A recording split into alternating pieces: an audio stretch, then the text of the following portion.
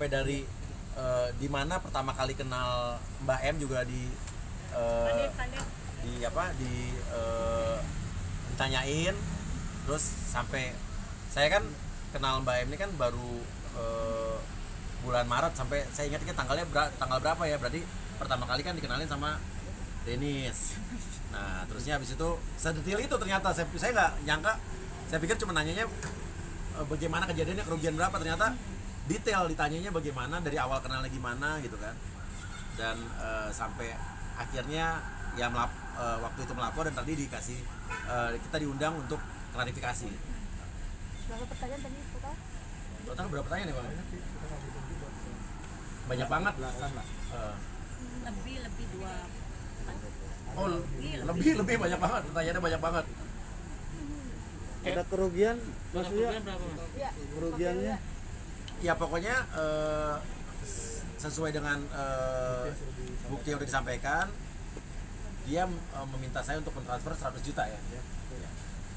100 juta ada lagi? Hanya 100 juta? Iya, 100 juta.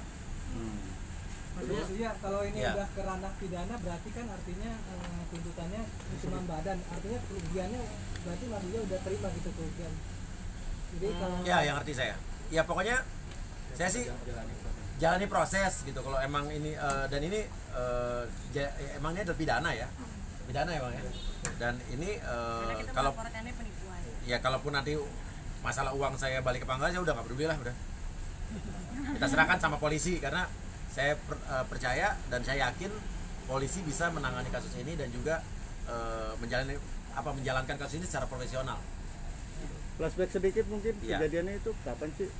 Maksudnya? Kejadiannya itu awalnya awalnya saya dibohongin dan diiming-imingi ya. Ya. Itu pas lebaran. Kemarin Persis lebaran. hmm. Pas lebaran.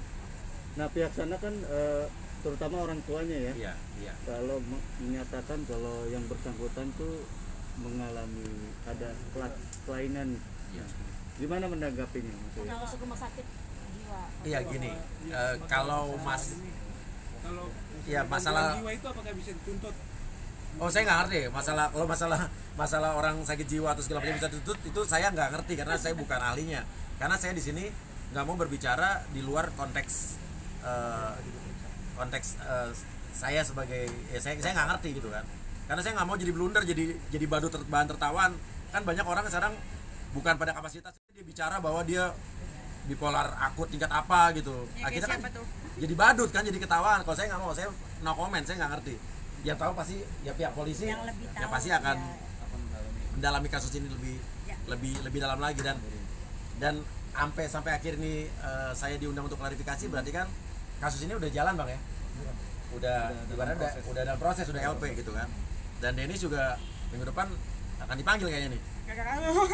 Nah, gua kan kenal dia gara-gara lu. Iya juga sih, iya. Mas Uya, laporan sendiri itu kapan sih Mas Uya? Tanggal berapa? Kenapa? Laporan sendiri itu tanggal berapa? Laporan tuh minggu lalu. Tanggal? Lupa tanggal berapa ya? Lupa tanggal berapa. Iya. Maksudnya untuk Ya. laporan ini mungkin memberikan efek jerah apa untuk mempidanakan dia atau seperti apa? Gini, saya mengharapkan bahwa gini, karena pada saat ini hanya menimpa saya kan udah waktu awal kan diam saja. Ya Denis yang berkoar-koar, karena Denis yang berkoar-koar, dia yang dibalikin duitnya, gitu kan.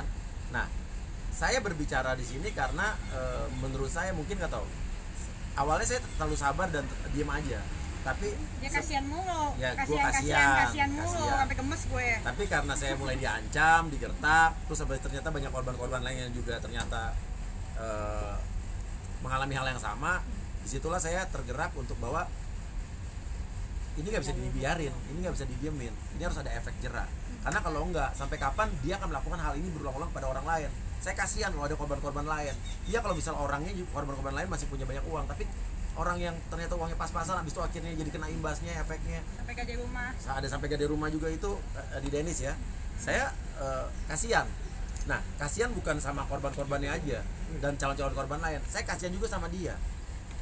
Karena saya kasihan, saya laporin biar dia ada efek jerah, biar menyesali perbuatannya, biar dia bisa tobat dan hidup sebagai orang yang normal nantinya. Jadi jangan jadi penipu terus gitu. Oke, setelah laporan kemarin, apakah ada komunikasi dari pihak sebelah ke pihak Patria sendiri mulai pengacaranya atau seperti apa?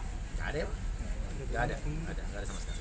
Bentuk ancamannya kemarin tadi kan sempat nyinggung soal Digertak ada ada Ya, ya. bentuk Zat ancamannya itu mungkin. gimana Pak Bulu? Yang membuat saya akhirnya apa ya, Melaporkan, melaporkan ya karena saya diancam. melaporkan. Melaporkan ya karena saya diancam, digertak, katanya ada pasal pengancaman, ternyata saya nggak ngancam sama sekali. Terus UU ITE dan lain sebagainya. Terus saya diomel-omelin, dimarah-marahin. Dan menurut saya udah umur 40 tahun ke atas dimarah-marahin sama orang yang jauh di bawah saya umurnya, saya baru kenal juga, dan dia membohongi saya. Itu apa ya, ego saya akhirnya timbul lah. Bukan ego sih sebenarnya, adalah biar ada efek kalau dia tidak melakukan hal ini lagi. Tapi baru pertama Bang kena tipu gitu Bang. Dan dirugikan Ya. banyak orang, bukan Iya. cuma kita doang. Bang Uya baru pertama kali kena tipu Kena atau? tipu. Iya. Oh, zaman dulu udah, zaman kuliah pernah kena tipu lah gua. Mobil gue sampai sekarang ada yang masih belum balik, tapi surat-surat BPKB masih ada, ditipu teman sendiri.